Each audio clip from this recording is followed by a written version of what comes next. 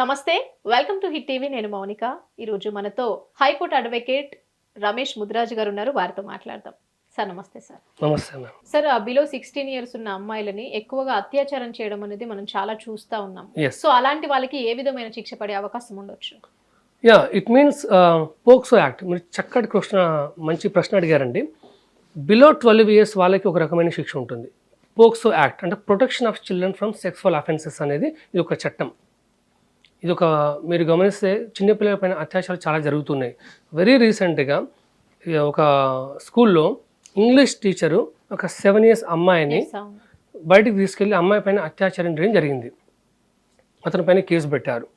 Last week కూడా Hyderabad police వాళ్ళు వాళ్ళ అఫీషియల్ సోషల్ మీడియాలో ఒక కేసు గురించి వివరించారు. ఏంటంటే ఒక 7 ఇయర్స్ ఒక అమ్మాయిని ఒక మేజర్ ఒక అబ్బాయి నీకు మ్యాజిక్ నేర్పిస్తా అని చెప్పేసి మేడపైకి తీసుకెళ్ళి ఆ అమ్మాయి పైన అత్యాచారానికి పాల్పడినప్పుడు అదే ఇంటి ఓనరు చూశాడు. ఆ విషయం చూసేసి పోలీసులకి ఇన్ఫర్మేషన్ ఇచ్చిన తర్వాత అతన్ని అరెస్ట్ చేశారు.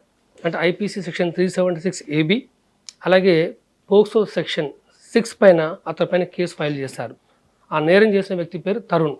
మనం చెప్పొచ్చు పోలీసులు ఈ నేరం గురించి విషయాలు వెల్లడించారు కాబట్టి you can reveal the names as well because other people will get aware about these kind of offences. Okay, ఈ చిన్నపిల్లల పైన జరిగిన నేరాలపైన మాత్రం ప్రతి ఒక్కరికి అవగాహన అవసరం.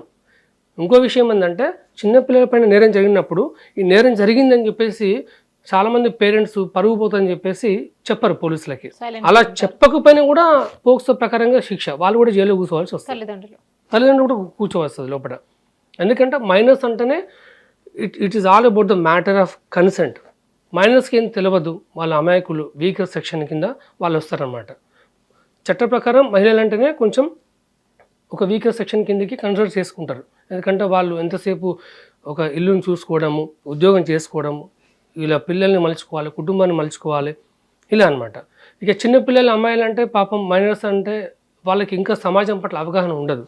మ్యాజిక్ నేర్పిస్తారు అంటే వెళ్ళిపోతారు, ఐస్ క్రీమ్ ఇస్తున్నామంటే వెళ్ళిపోతారు, సర్ప్రైజ్ గిఫ్ట్ అంటే వెళ్ళిపోతారు, బర్త్డే పార్టీ ఉందంటే వెళ్ళిపోతూ ఉంటారు, గేమ్స్ ఉన్నాయి, టాస్క్ ఉంటే వెళ్ళిపోతారు. కానీ అక్కడికి వెళ్ళిన తర్వాత ఏం చేయాలో తెలియదు.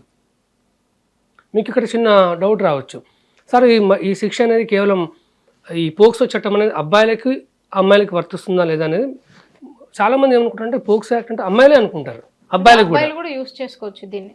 మైనర్ అంటే చైల్డ్ అని అర్థం చట్ట ప్రకారం. ఆ చైల్డ్ అబ్బాయి కావచ్చు, అమ్మాయి కావచ్చు. ఓకే, మీకు ఒక ఇంట్రెస్టింగ్ కేసులా చెప్తా. ఇక్కడ నాకు ఒక 1-2 months క్రితం ఒక కాల్ వచ్చింది. తను యూట్యూబ్ కంపెనీ ఉంది కదా, వీడియోస్ అప్లోడ్ చేస్తాం, ఆ కంపెనీలో వర్క్ చేస్తాడు, యూట్యూబ్లో పనిచేస్తాడు. తను ఫోన్ చేసి చెప్పడం జరిగింది, సార్ ఒక చిన్న సమస్య వచ్చింది సార్ అని చెప్పారు. ఏంటి సార్, నాకు కూడా యూట్యూబ్ ఛానల్ ఉంది, ఏమన్నా ప్రాబ్లం అయిందా అని నేను అడిగాను.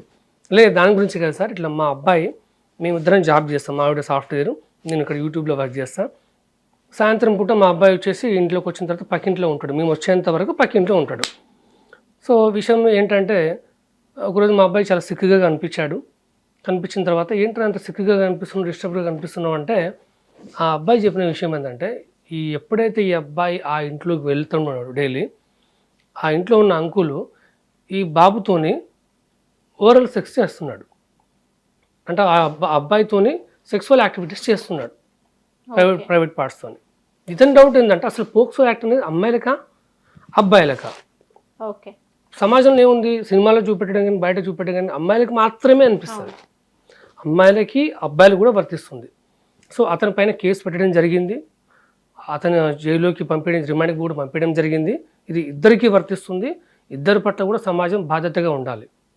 That is the main motto of POCSO act, to protect the children irrespective of boys or girls. Thank you so much sir. మేము అడిగిన క్వశ్చన్స్కి చాలా ఓపికగా సమాధానం ఇచ్చి మీ టైంని మాకు కేటాయించినందుకు thank you so much. Thank you ma'am, thank you.